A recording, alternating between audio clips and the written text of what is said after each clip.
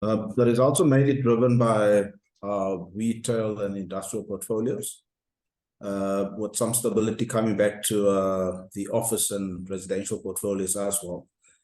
But retail has been robust for us. We've always said to the market that we're in the more defensive retail segment, and although that segment is not shooting the lights out at the moment, I mean, it is, relatively speaking, still performing better than the sort of more discretionary retail in the country.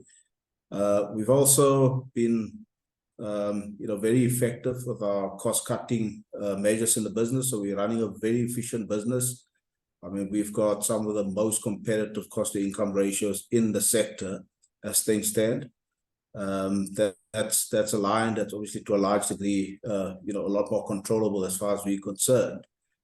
So between cost savings, defensive portfolio, and I suppose what's a portfolio that would behave like this in tough times, we managed to grow that top line by 3% in the first half of the year.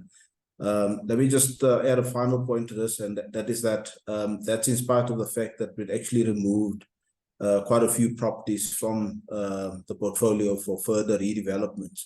I think when those assets come back into the portfolio, we should see an even more improved performance from our portfolio.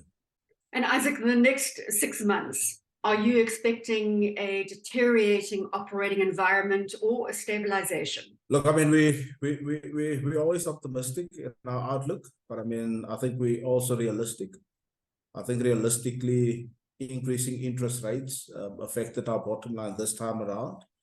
It will affect it even more in the next 6 months, as we'll be operating in a high interest rate environment for a longer period.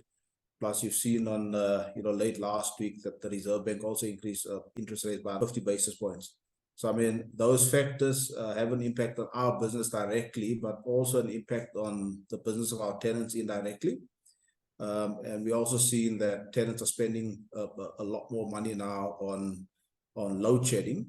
That's a proper headwind for the sector as a whole, the industry, SA Inc.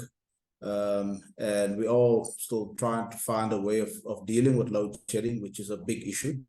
We're seeing load shedding and municipal delivery becoming a big factor in our lives. I mean, we see that people are passing away in Hammanskraal and parts of the Free State now as a result of service delivery. I mean, these are all the headwinds that we're facing in our business. So as much as we're holding our heads high, fighting hard against this the scourge, we are affected by it mentally and otherwise financially. You must be feeling relatively optimistic given the fact that you are paying a dividend. It's not as though you are saying we need to preserve every cent. There is still that level of optimism as you look to declaring a dividend for shareholders. Yeah, at this stage, our balance sheet is still quite healthy.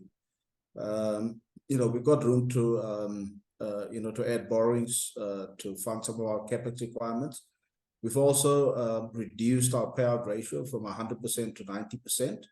And all of that will obviously be applied towards, backup power, our capex, expansionary capex, as well as defensive capex. And we've also launched with this dividend reinvestment option for our shareholders, which is obviously by far the most effective and fair way of raising money. I mean, those that want cash can take out cash, and those that want to reinvest can reinvest in the business. We're still yielding quite a healthy yield, for our investors. I mean, sitting at close to 16% forward yield at the moment. So to reinvest some of that yield is not a bad idea in a company that still gives you growth, even with a yield that high.